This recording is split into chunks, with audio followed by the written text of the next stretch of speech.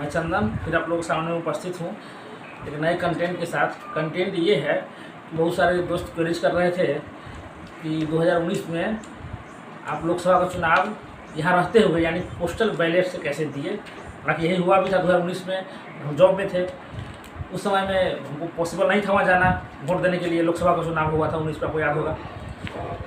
तो उस समय हम मतलब एक्सपेरिमेंट किए थे। ऐसा रूल था, ऐसा आज से रूल नहीं है, ये रूल आपको 1961 से था, मतलब उसमें सॉरी 21 अक्टूबर 2016 से इसमें जो इलेक्शन कमीशन ऑफ इंडिया का जो रूल है 23 उसको अमेंडमेंट करके ये आया था एंड 2016 से ये रूल है। तो सोचिए इसको अप्लाई किया जाए, तो उस पर अप्लाई किए तो हम फॉर्म 12D भर के भेजे।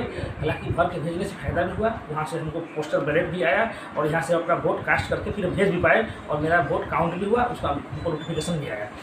तो इस बार बहुत सारे लोग क्वेरीज कर रहे हैं कि हमको भी देना है, हमको भी देना है। सब लोग जॉब में बाहर है अपने घर से। इसमें देखिए, सबसे पहले बता दें, इसका नाम होता है पोस्टल बैलेट। ये उसके लिए है कि जो लोग अपने मतलब कंस्टिट्यूएंसी क्षेत्र में रहते नहीं, यानी कोई जॉब के सिलसिले में या तो प्राइवेट जॉब करते हैं, सरकारी जॉब करते हैं, उसमें कुछ दिया हुआ है सरकार का जो गाइडलाइन है, मतलब इलेक्शन कमीशन ऑफ इंडिया का जो गाइडलाइन है, उसमें जो पोस्टल बैलेट है किसके लिए है, जो आर्म्ड फोर्सेज हमारे होते हैं, जो सैनिक के जो होते हैं, यानी एयरफोर्स, नेवी और जो मिलिट्री होते हैं थल सेना के, उन लोगों के लिए है। दूसरी बात जो एम्बेसडर है, यानी जो मतलब विदेश में जॉब करते हैं, अपना देश में जो एम्बेसडर होते हैं, राजनयिक लोग एम्बेसडर होते हैं, वो लोग बाहर रहते हैं किसी दूसरे देश में, उन लोगों को भी सुविधा है। और उनके जो ऑफिशियल्स होते हैं, जो क्लर्क वर्क होते हैं, उनको भी ये सुविधा दिया गया है। दूसरी बात जो पोलिंग करवाते हैं, पोलिंग में जो इंगेज रहते हैं जो कर्मचारी, यानी आपका घर इस कंस्टिट्यूएंसी में है, आप किसी दूसरे कंस्टिट्यूएंसी में करवाने के लिए गए हैं, मतलब पोल करवाने के लिए गए हैं, तो आपको भी ये सुविधा मिलेगा। दूसरी बात कि जो पब्लिक सर्वेंट है, यानी जो रेलवे में है, जो एसएससी में है, मतलब कहीं भी जॉब करते हैं, इवन प्राइवेट इंटरप्राइज में जॉब करते हैं, उन लोगों के लिए भी है।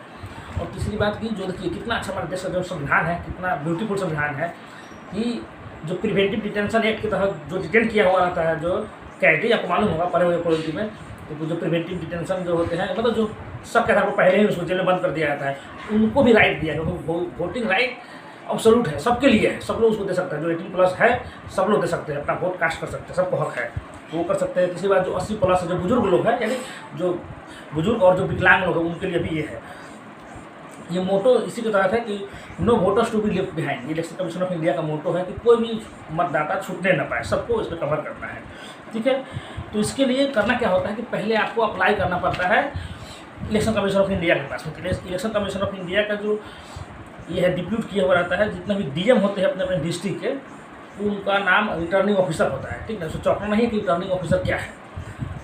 तो आपको करना क्या है कि form 12D election commission of India के साइट पर भी मिल जाएगा, या मेरे अपने डिस्क्रिप्शन में, हम यहाँ भी आपको दिखाई दे रहा होगा, डिस्क्रिप्शन में भी मिल जाएगा, वहाँ से आप डाउनलोड कर लीजिए। फॉर्म का नाम है फॉर्म 12D, यानी 12 का घ। उस फॉर्म को डाउनलोड करके PDF निकाल के उसमें पहले पूरा रिटर्निंग ऑफिसर है कि आप किस कंस्टिट्यूएंसी में है, आपको देखिए मालूम होना चाहिए। आपको जिस कंस्टिट्यूएंसी में, आपको मालूम भी होगा, पढ़े लिखे हम लोग हैं, कि किस कंस्टिट्यूएंसी में है, उसका नाम और उसका नंबर भी होता है, स्पेसिफिक नंबर होता है, वो नंबर मालूम होगा।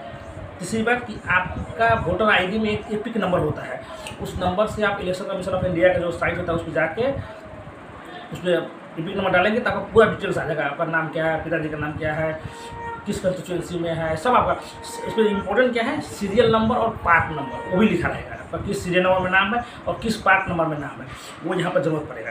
तो यहाँ पर आपको उसमें फिल करना है, सीरियल नंबर और पार्ट नंबर फिल करना है, और सारा आपका अपना डिटेल्स की इसमें डिक्लेरेशन है कि मेरा नाम ये है, मेरे पिताजी का नाम ये है, मैं इस कंस्टिट्यूएंसी का हूँ, मेरा डिस्ट्रिक्ट ये है, मेरा पिन कोड ये है, मतलब एड्रेस देना है, घर जहाँ पे आपका घर है वहाँ पर एड्रेस देना है जो भी है। फिर उसमें आपको नीचे में लिखना है कि आई एम वर्किंग एज मतलब आपका डिजिग्नेशन लिखना है कि आप किस पद पे काम कर रहे हैं, किस ऑर्गेनाइजेशन में काम कर रहे हैं, उसका डिटेल्स भरना है, उसका एड्रेस भरना है ऑर्गेनाइजेशन का। फिर नीचे में आपका डिक्लेरेशन है, और उसका अटेस्टेशन के लिए आपका जो सुपरवाइजर होगा, वो सुपरवाइजर अपना उसका नाम, उनका सील, उनका मुहर मार देना है। और 12D फॉर्म एक आपके हम मतलब सिर्फ 12D भेजने से हो जाएगा, लेकिन हम उस पर रिकमेंड करेंगे कि 12D के अलावा एक आपका वोटर आई कार्ड का जेरॉक्स कॉपी, और दूसरा आप जहाँ जॉब करते हैं उसका भी एक ID कार्ड होगा, या कुछ भी जॉब ज्वाइनिंग रिलेटेड कुछ कार्ड हो, वो भेज दीजिए साथ में अटैच करके। इन्वेलप में डाक से भेजना पड़ेगा आपको। रिटर्निंग ऑफिसर जो होगा वो DM होते हैं, तो अपना डिस्ट्रिक्ट का जो पिन कोड होता है आपको मालूम होगा, तो वो पिन कोड लिखना है। और बाकी इसमें नीचे में लिखा होगा कि आपको कहाँ बैलेट पर मंगाना है। सबसे इंपॉर्टेंट बात ये नहीं कि आपका घर का एड्रेस लिख दीजिएगा, अभी आप जहाँ रह रहे हैं वही ना मंगाइएगा बैलेट पेपर, तो वहाँ पर फिर आपके पास बैलेट पेपर आएगा, उस पर आपको सही का निशान मार के भेजना पड़ता है, तब आपका वोटिंग काउंट होगा। उसमें पैसा नहीं लगेगा, फर्स्ट बार पैसा आपका लगेगा कि 40 रुपया खर्चा होगा, 20 रुपया खर्चा होगा, 22 रुपया। तो उसमें आपको जहाँ मंगवाइएगा पोस्टर बैलेट, मतलब जहाँ आप जॉब करते हैं, आप करेंटली रह रहे हैं, उसका एड्रेस पिन कोड पूरा दे दीजिएगा, वहाँ पर आपके पास पोस्टर बैलेट पर पहुँच जाएगा, ठीक है ना। उसके बाद का वीडियो हम सेकेंड पार्ट में लाएंगे, कैसे फिल करना है, क्या करना है। हम वीडियो को यहीं बंद करते हैं। आप लोग 12D भरिए, भर के पहले अप्लाई तो कीजिए, फिर वीडियो आएगा, फिर आपको हम गाइड करेंगे। जय हिंद।